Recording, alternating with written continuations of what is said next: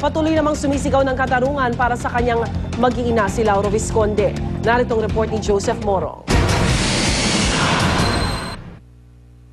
10 taon na tanging sa compound lamang ng bilibid naglibot si Hubert Webb. Kaya naman sa kauna-unahan niyang pagtapak sa mall ngayong malaya na uli, sinamahan siya ng kapatid na si Fritz. Bumili si Hubert ng mga shirt at pantalon.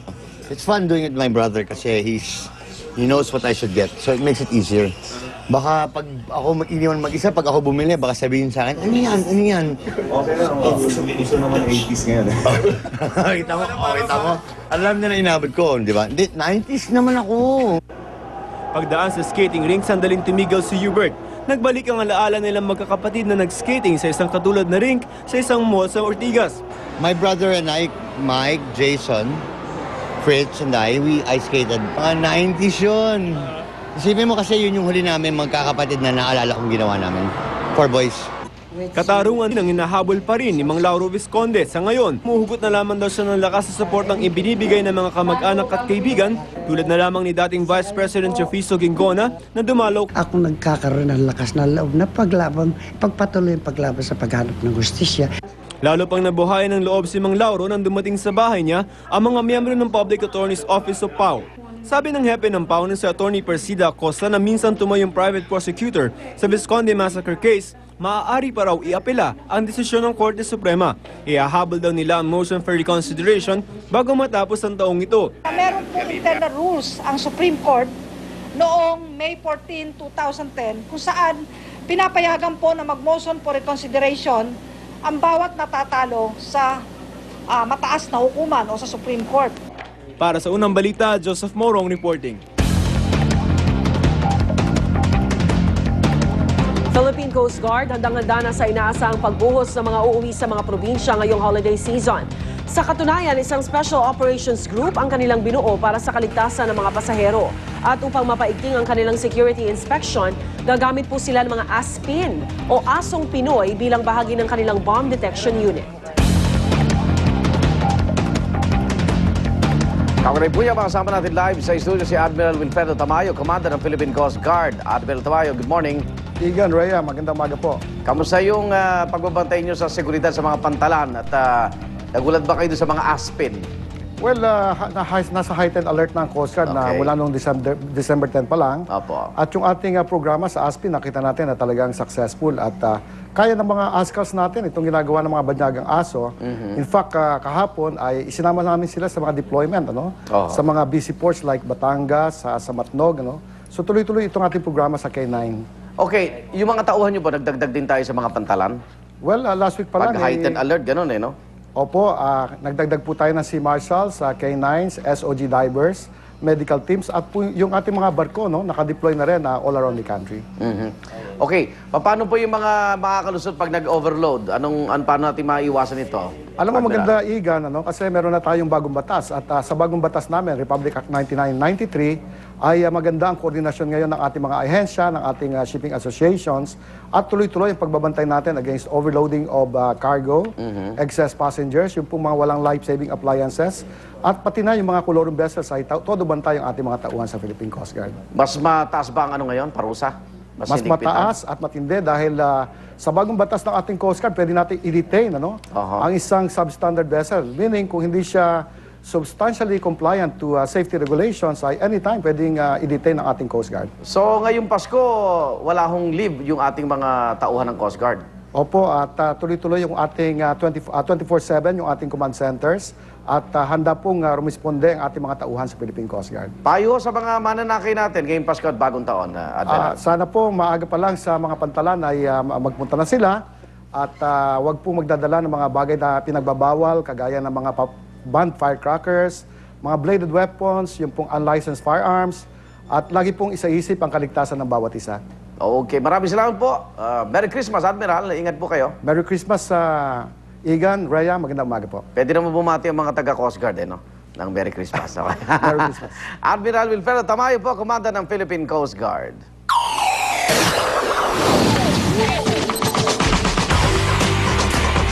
Sa ating sports balita, Philippine Azkals umaasang makakabawi sa second leg ng semifinal sa ASEAN Football Federation Suzuki Cup. Yan ay matapos silang talunin ng Indonesia sa first leg ng laban sa score na 1-0 o 1-0. Mula sa Jakarta, Indonesia, may report si Mark Zambrano. Mark? Rhea, bagamat binigay ng Philippine national team natin ang kanilang lahat kahapon kontra Indonesia sa first game ng 2-game semi-series dito sa Jakarta, Indonesia ng AFF Suzuki Cup. Sa kasamang palad din natalo po tayo kahapon ng 1-0. Alam mo, kahit natalo tayo, Rhea, hindi nawawala ng pag-asa ang ating Team Ascals dahil alam nila kung ano nang kaya nilang gawin. Kung babalikan natin yung history ng mga laban natin, yung huling laban natin sa Indonesia, ang score po ay 13-1. Natalo po tayo ng Indonesia ng 13-1. Ito pong 1-0 na to, talagang dikit na dikit yung labanan yan. In fact, yung pong na-score nilang 1 goal na yun, hindi pa sadya yun. May halupan tsamba yun. Dahil yung nakikilalang depensa ng Team Ascals, mula ng mga nakaraang laro ay nakita po natin kahapon, lalo na yung galing natin sa labas at yung mga bantay natin, yung mga midfielders natin gumana po kahapon. Sa kasamang palad nga nung hinabol ng ating goal keep, yung isang loose ball sa isang play nung first half ng laban, nagkaroon po ng pagkakataon yung striker ng Indonesia na si Gonzales na makascore through a header na medyo may halong tsamba pa rin po. Kaya umaasa pa rin ang ating Team Ascals na sa linggo magkakaroon tayo ng pag-asa ulit. Alam mo, hindi pa malayo na pwede pa tayong pumasok dito. Kung makascore tayo ng 1-0 sa laban sa Sunday, posible pa tayong umabot sa finals dahil meron tayong tinatawag na away goal na pinangahawakan. Ibig sabihin, kung manalo tayo ng at least 1-0 sa linggo, ay pwede pa tayong pumasok sa finals. May malaking pag-asa pa ang ating Team Ascals. So yun ang ating pagdadasal, Rhea, na sana sa linggo gumana ulit ang galing ng ating Team Ascals. At yan ang pinakahuling ulat mula dito sa Jakarta, Indonesia. Rhea, balik sa'yo. Maraming salamat, Mark Zambrano. Samantala, mga taga-suporta ng Ascals dito sa bansa, hindi po bumitiw sa panonood sa labanan ng Pilipinas at Indonesia. Kahit talo ang ating koponan, tuloy pa rin ang kanilang suporta sa Philippine Men's National Football Team. Naritong report ni Sirian Aguho. Full house ang National Sports Girl dito sa Makati sa dami ng mga nanood sa laban ng Philippine Football Team sa Indonesia. Maya-maya pa, nagsimula na ang ingay. Isa sa mga di maawat, ang dating college football varsity na si Will Remote. Magagaling yung players natin ngayon as compared to 2002 ata. We lost by 13-2 yun or 13-0. So, big improvement for us. Si Brian naman, bagamat European ang mga magulang, laking Pilipinas. Kaya naman ang Philippine Ascals din ang kanya sigaw. Go Ascals! You can do it! Bring home the trophy! Yeah! At kung nooy tila kakaunting suporta na nakukuha ng Ascals, ngayon,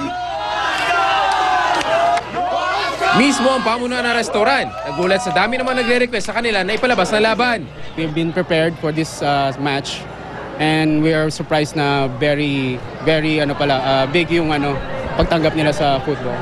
At kahit sa uli Indonesia ang nagwigi sa laban, ang suporta ng mga manonood hindi nawala. Malaking chance tayo. Isang error at nanalo yung Indonesia. Next game manonood pa rin. Siyempre manonood ako next game. Support Pilipinas! It was a really good game. Nothing to be ashamed of. The Philippines really played really well. Great defense. Ang galing ng keeper. Para sa unang balita, Sierra Naguho reporting. Pagbagsak ng eroplano sa Nepal, 22 patay. Magpahuli, tutok lang sa unang balita.